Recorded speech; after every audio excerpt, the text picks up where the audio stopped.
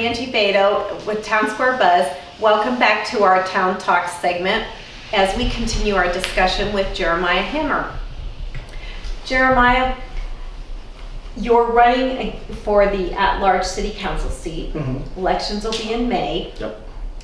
So tell us, what do you feel is the biggest issue, or are the biggest couple of issues that McKinney faces in the next 5 to 10 years? I think the biggest issue, if you want to call it that, is like, where do we go and how do we grow? And watching a number of cities and living in cities like Frisco and Plano where they're going through their expansions and whatnot, the typical model seems to be around putting in a big highway and a whole ton of retail and hoping for a corporate headquarters to come in. And while I think that's a helpful benefit to the community and the city at large, I think there's more to it than just relying on someone to bring some money from the outside in.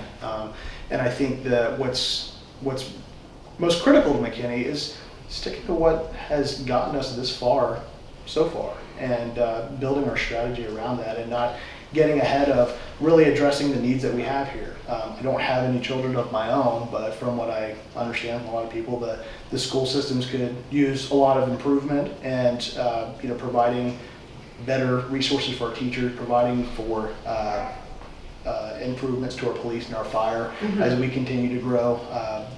I think those things are critical, of really ramping our infrastructure to keep pace with the growth of our city, and making sure that amidst all of that we're being mindful of the resources that we're using, and that we're not exploiting our resources, be they natural or be they human or whatever they may be, but we're able to grow at a sustainable pace and be a spot where companies are wanting to come here, not necessarily a place where we have to go out and solicit folks to want to move their headquarters here, but really developing this whole area into an asset, and that's what it is. What kind of things do you think the companies we would try to entice to come to McKinney are looking for? Well, for most companies, it's a tax break. I mean, at the end of the day, that's what everyone's trying to not do, is you're trying to avoid is taxes. And I think that's fantastic, and it's helpful, but I would sooner take the approach of the location. Our regional airport is unbelievable, and for anybody that's has to drive down to Love Field, they can vouch for the fact that riding a bike to an airport would be a heck of a lot better than paying tolls and paying for gas and all that other stuff. The other thing is just the sheer uniqueness of McKinney in and of itself. We're an old city, and there's a lot of history here, and you can't beat the location. It's just so that goes back to the quality of life that we offer as a city. Absolutely. One of our assets. In our last segment, you mentioned the chasm between those who live east of the railroad tracks in McKinney and those who are on the west side of that, or Highway 5. How would you propose we address that issue of what you call the haves and have-nots? I don't have an answer for that yet. My only stance on it is that it's something that I hear spoken of very little, other than it's something that we have to deal with, and as it pertains to crime most often. And that's kind of a sad state of affairs, that that's all it's viewed as. I mean, they're people, and they live here just like I do, and they pay taxes just like I do, and they're citizens of this city, and they're part of this community. And I think it's ridiculous to just say that, well, we'll just keep pushing them out further onto the fray so as to not worry about it. Do you feel they don't have a voice? I don't know. I don't necessarily hear a lot of people talking about them or advocating for them. I know of the nonprofit organizations that are in this city that are fantastic, that are there to help them and care for them and help provide their kids with some structure to their lives if they don't have as much of one. But outside of that, I don't see a whole lot of it, and I think that's something that's absolutely important. If you know your neighbors, someone who's a criminal is going to be less apt to steal from somebody that they know. And to that end, if they feel like they're part of something, then the desire to take from it or to steal from it goes away. And so it's not about just, again, pushing people out to the fray so as what we consider less than us is not as close to us as possible, or as far away as possible, but include everybody and give everybody that opportunity. And I think people will be surprised with the results that come out of it. Okay. You also mentioned a minute ago that companies are looking for a tax break. Mm-hmm.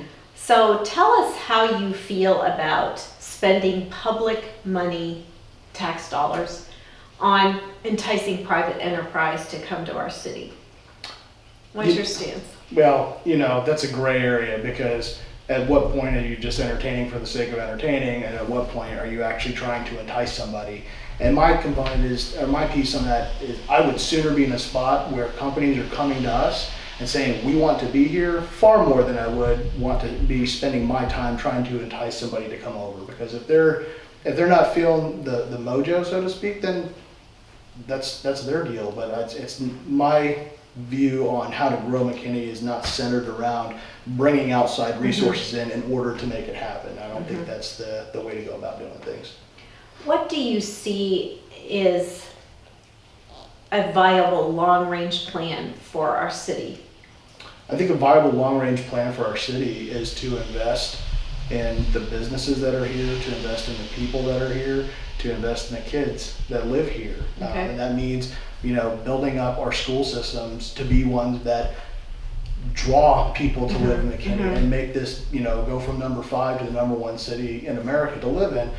Not because it's got the richest people, because everyone has a Mercedes or anything of that nature, but because the quality of life and the opportunities that are here, and the opportunity to really set your roots in.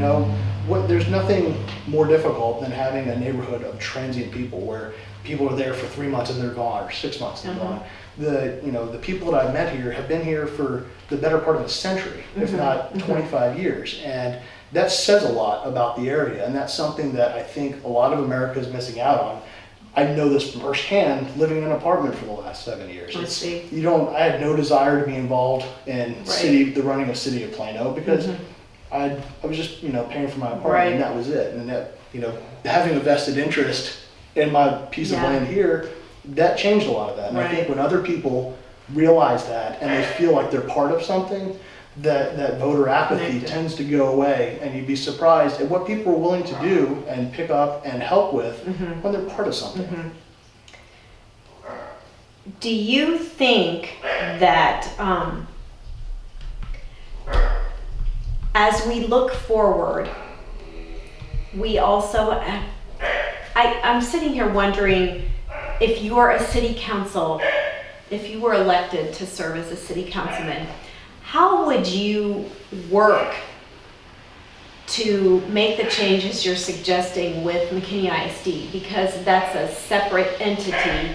So what do you propose that the council might do to bridge that gap? Well, I think all things start with communication.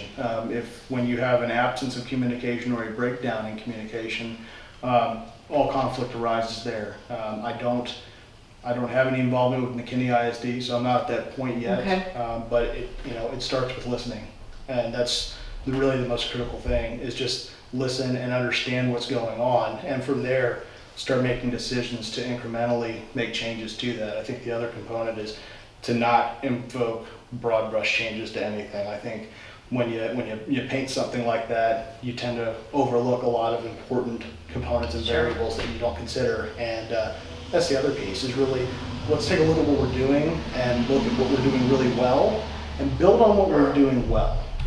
It's a theory of positive deviation, that if better is possible, then good is not enough. And if you just focus on what you're doing great and grow those things you're doing great,